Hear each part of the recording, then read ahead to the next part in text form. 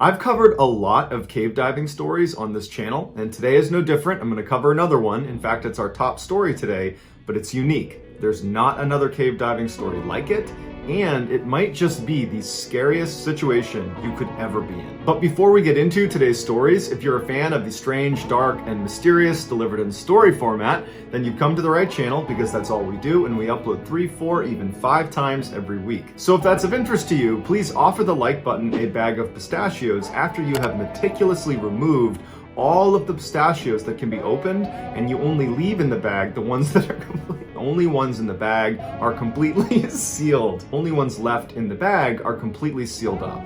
Also, please subscribe to our channel and turn on all notifications so you don't miss any of our weekly uploads. All right, let's get into today's stories.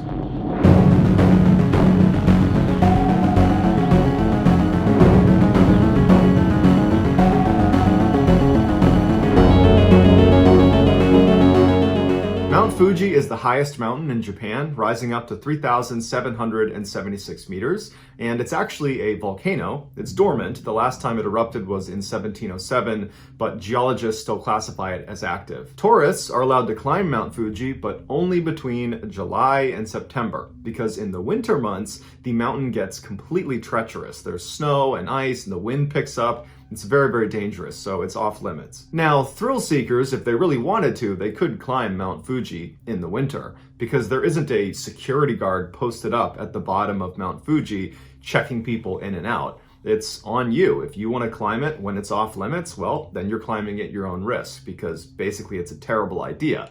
But if you have the right equipment and you have all the right training, it is doable. One thrill seeker, a 47-year-old named Tetsu, decided he wanted to hike Mount Fuji in the winter of 2019. He wanted to live stream his entire journey to the summit. Now, Tetsu might have been a thrill seeker, but he certainly wasn't a mountain climber. He did not have the experience, nor did he have any of the equipment necessary for a climb up Mount Fuji in the winter. Wearing only street clothes and carrying nothing more than climbing poles and his smartphone, he turned on his live stream and he began hiking up the Shubashiri Trail. Viewers began tuning in as Tetsu happily made his way up this ash-covered trail, and then the ash turned into light snow, and then light snow turned into really heavy snow and ice and wind, and then Tetsu began complaining about how cold he was and how he couldn't feel his hands, and his viewers are egging him on to, keep going, keep pushing through it, and probably because of the pressure he felt from his viewers, he kept going when really this would have been the moment to turn around. When you're realizing that you don't have the right equipment and it's getting really cold and you're probably not even halfway up, that's the time to turn around, but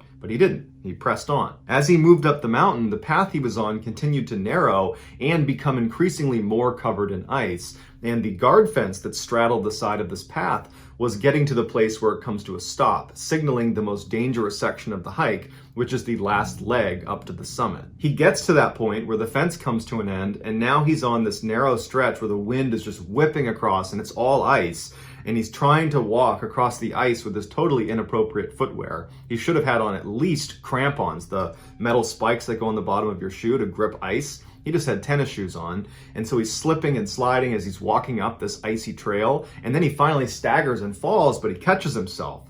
And you can hear him laughing on the live stream, joking with his audience how dangerous and slippery it is, and his viewers begin to change their tone a little bit, and they're like, hey, you might want to consider turning around now, but Tetsu is totally focused on getting to the top. So he stands back up and he continues to kind of shuffle his way towards the summit on this stretch of ice. He finally gets right up below the summit to where on his live stream you can actually see the top of Mount Fuji. And you can tell that his footwear at this point is basically not able to handle how slick it is. He's basically constantly stumbling. And you can see he notices a little stretch of small rocks that seem to almost make stepping stones up to the summit. And he begins walking over very carefully on the ice to try to use these rocks to get himself up to the top. And right as he's trying to step for one of these rocks, he loses his balance. And on camera, he says, wait, I'm slipping. And then he falls and begins rocketing down the side of this mountain. Now, when you fall on a steep mountain, you have 1, maybe 2 chances to self-arrest. So for example, if you had an ice pick and you were like Tetsu and you start falling, you would want to roll over and dig the head of that ice pick into the ground and basically anchor your knees and elbows and drive everything you can into the snow to stop yourself from falling. And so if you can't do that in 1 or 2 attempts, your momentum will pick up and you'll be going too fast and you won't be able to stop yourself. And then you just gotta hope you survive the fall. Tetsu did not have an ice pick or any other tool to help him self-arrest, and he didn't have the training for what to do in a situation like this, so he didn't even attempt to roll over and dig his elbows or knees into the ground to try to slow down. So he just goes flying down the mountain, he's on his back, he's not slowing down, and he knows he's doomed. And he says on camera, well, it can't be helped, before he flies over the edge and falls hundreds of meters down to his death. His viewers who watched this happen alerted authorities, who found his body the next day over 1,000 meters away from where he had first fallen. Unfortunately, every year there is a handful of people that attempt to climb Mount Fuji in the winter, and they meet the same fate. On May 2nd, 2000, at approximately midnight Eastern Standard Time, the US government discontinued its use of selective availability. Selective availability was the intentional degradation of public GPS signals. It guaranteed that civilian GPS users would not be able to pinpoint locations on a map using their GPS. They could get to within maybe 50 to 100 meters, but that was the best they could do. Prior to the year 2000, there was some concern that if you gave the general public the ability to use GPS to precisely locate things on a map, that presented an elevated national security risk. But that line of thinking became antiquated, and so on May 2nd, just after midnight, the so-called Great Blue Switch, as GPS enthusiasts refer to it, was flipped, and instantly tens of thousands of GPS receivers received this incredible upgrade. People who were following this development were eager to test out this new capability, and one such GPS enthusiast, a guy named Dave Ulmer who lived in Oregon,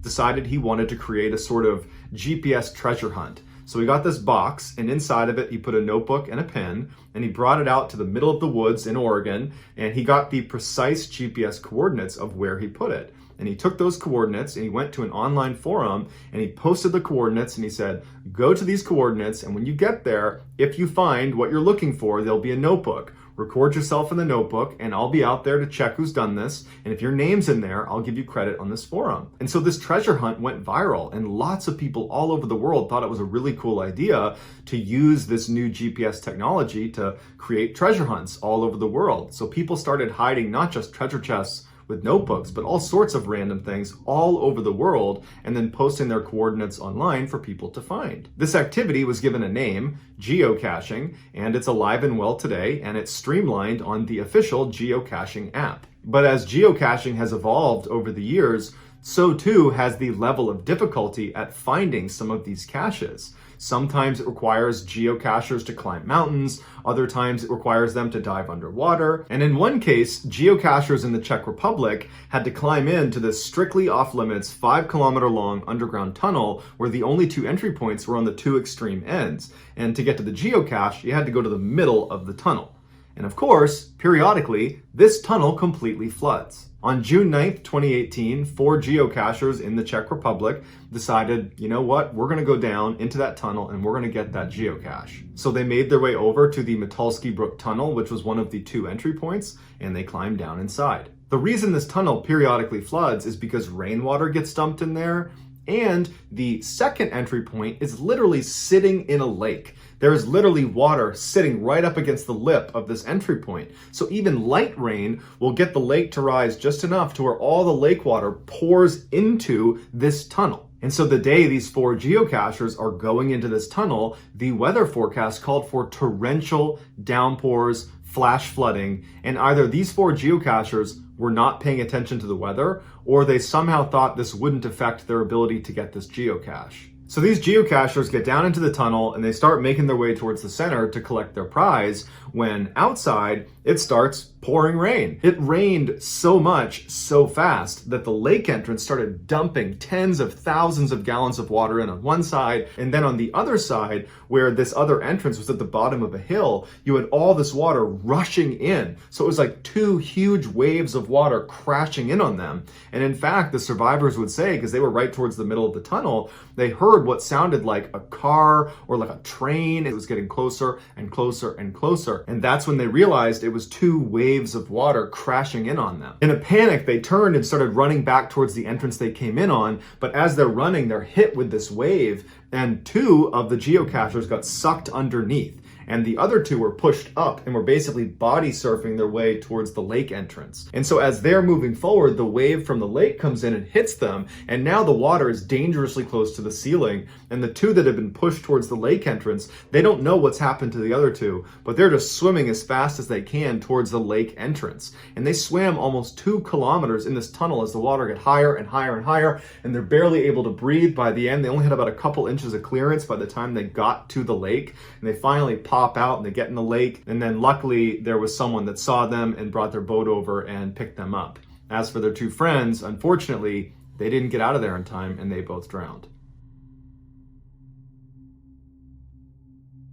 There's an island off the coast of Croatia called Šolta. Only 19 kilometers long by 5 kilometers wide, this tiny island is a short ferry ride and an ideal day trip from Split, which is Croatia's second biggest city. It's a hilly island with these beautiful pebble beaches and absolutely crystal clear water. It's a very popular tourist destination that's actually famous for its honey, as well as an underwater cave that kills virtually everyone who goes inside. On September 10th, 2002, 31-year-old Miroslav Kuklis was enjoying a vacation with friends on Šolta Island. It was a little after 8:30 in the evening when one of his friends suggested they go scuba diving. Because of its beautiful clear waters, Šolta Island is a very popular scuba diving destination. And so as such, scuba diving takes place really at all hours around Šolta Island, but the vast majority of it takes place in these safe little alcoves where it's not very deep and you can see fish and wildlife and it's very controlled. But Miroslav and his friends didn't want to do regular scuba diving.